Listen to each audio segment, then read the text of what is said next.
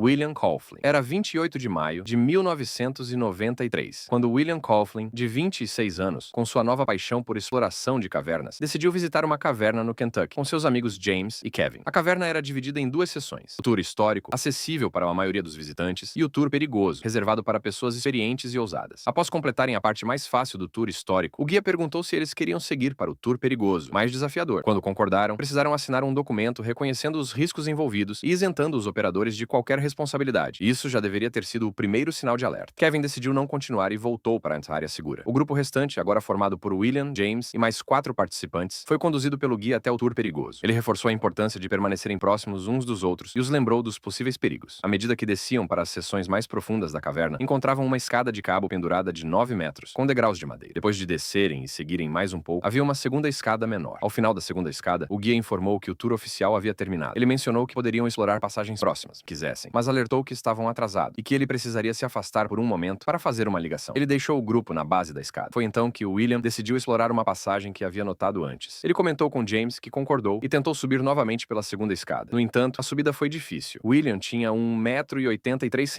m e pesava cerca de 100 quilos, e teve dificuldades para escalar. Decidiu então esperar pelo guia. Com o tempo passando e o guia sem voltar, William tentou subir a escada novamente. Tragicamente, na metade do caminho, ele perdeu o equilíbrio, caiu violentamente, bateu a cabeça numa pedra saliente e aterrissou com força no chão. Sangue começou a se acumular sobre sua cabeça e James correu para ajudá-lo. Embora William permanecesse consciente, estava delirando e visivelmente desorientado. Quando o guia finalmente retornou, instruiu o grupo a sair da caverna pelo mesmo caminho por onde entraram, mas o estado de William tornava isso impossível. James, frustrado, exigiu que o guia chamasse uma equipe de resgate, mas o guia recusou, insistindo que o grupo deveria tentar tirá-lo por conta própria. James começou a suspeitar de que o guia queria evitar envolver as autoridades para não causar pânico entre os outros visitantes. O grupo decidiu que a melhor opção seria evitar a segunda escada e seguir por um corredor estreito, anteriormente mapeado, que não fazia parte do tour oficial. Com muito esforço em equipe, conseguiram atravessar o trecho inicial carregando William. O verdadeiro desafio, porém, surgiu ao chegarem a uma passagem em formato de V, áspera e estreita, onde era muito difícil se mover. Quando foi a vez de William, ele entrou de cabeça para frente, mas devido ao seu tamanho, o espaço era apertado demais. Ficou preso no meio do caminho, sem conseguir avançar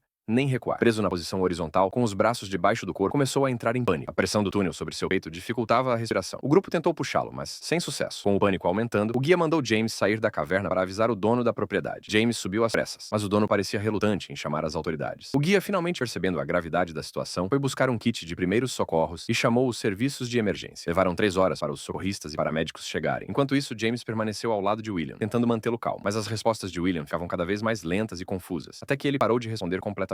Quando a equipe de resgate chegou até William, enfrentaram enormes dificuldades. O ângulo inclinado do túnel dificultava qualquer manobra de socorro. Levaram aquecedores para evitar que William sofresse de hipotermia e começaram a retirar o restante do grupo, deixando apenas James para acompanhar o que estava acontecendo com seu amigo. Um sistema de roldanas foi instalado para tentar puxar William, mas cada puxão causava dor extrema e ele gemia de agonia. A equipe trabalhou incansavelmente durante todo o sábado, mas após 17 horas de tentativas, William foi tragicamente declarado morto. Foram necessárias mais 7 horas para remover seu corpo da caverna. O incidente da caverna do Eremita. Era 5 de abril de 1999, quando Robert Kennedy, de 21 anos, de Oklahoma, partiu para o que deveria ser uma simples viagem de acampamento de uma noite perto da caverna do Eremita. Ele estava acompanhado de outras 2 pessoas, seu meio-irmão Richard e um amigo em comum, Ben. Durante a noite, eles se reuniram ao redor da fogueira e conversaram sobre a caverna próxima, compartilhando lendas e histórias sobre sua reputação misteriosa. Na manhã seguinte, enquanto arrumavam as coisas para voltar para casa, a curiosidade sobre a caverna falou mais alto. A caverna era em grande parte não mapeada, o que aumentava o ar de mistério. Robert então sugeriu uma rápida exploração. Ben, no entanto, precisou sair mais cedo por causa do trabalho e voltou para casa, deixando Robert e Richard decidirem por conta própria. Robert e Richard entraram na caverna por sua entrada principal, que era relativamente grande, sem dificuldade. Lá dentro, Robert avistou uma das passagens laterais que eles haviam comentado e decidiu explorá-la. A passagem era estreita demais para mais de uma pessoa, então Richard decidiu esperar do lado de fora. Robert prometeu não ir muito longe e garantiu que voltaria logo. Conforme Robert avançava, ele encontrou um trecho da caverna com cerca de 45 metros de extensão, cheio de curvas apertadas, o que tornava o progresso difícil. O verdadeiro problema começou quando ele chegou a um ponto específico, conhecido como Formação da Fechadura. Essa seção era especialmente perigosa porque era impossível sair dela com os pés primeiro depois de passar. Sem saber disso, Robert continuou adiante.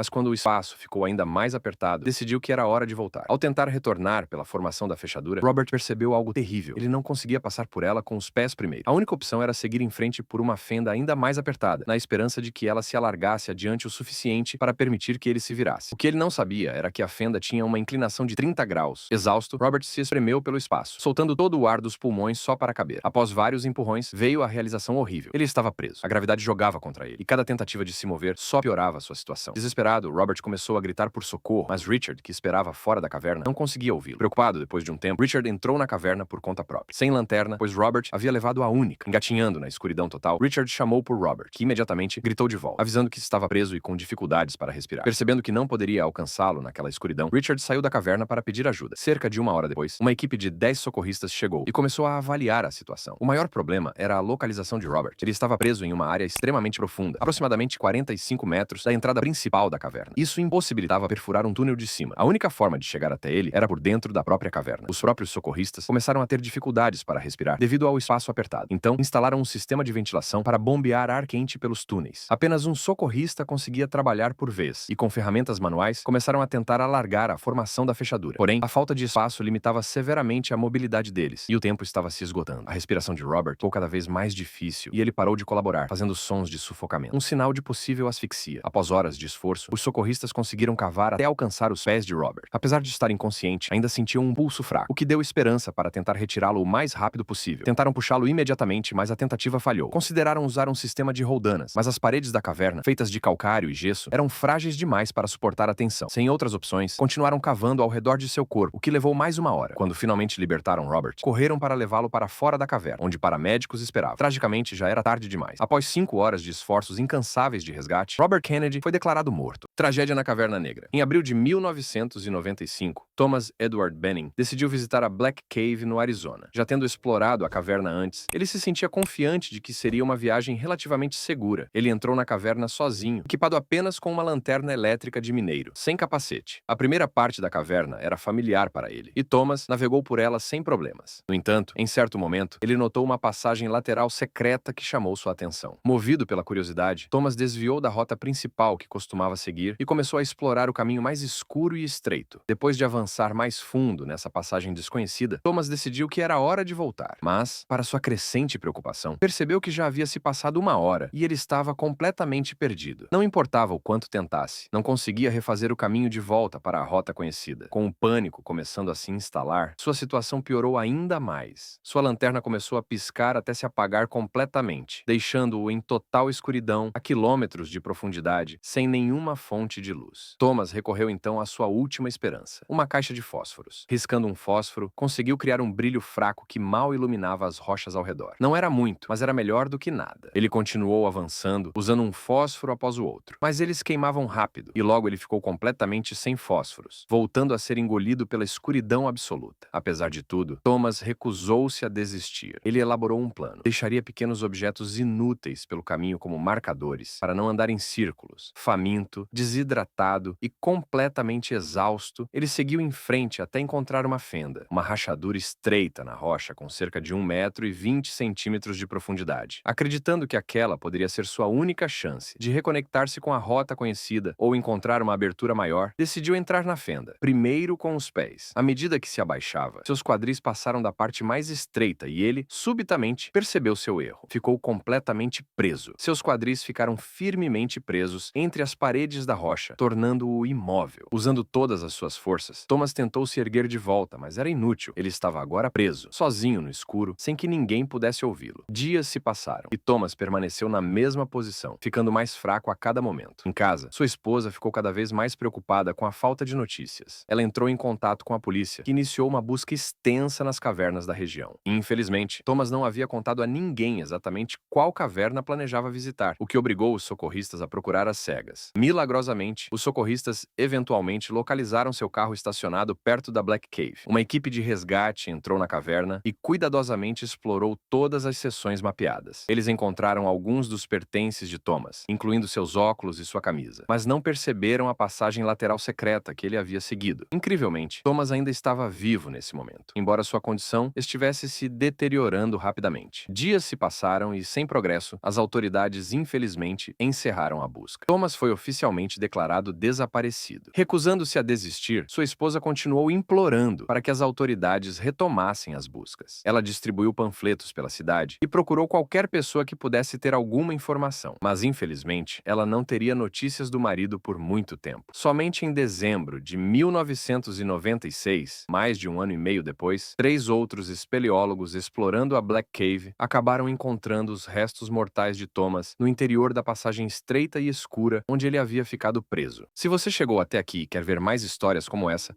curta e se inscreva no canal e nos apoie. Deixe nos comentários uma sugestão de um próximo vídeo.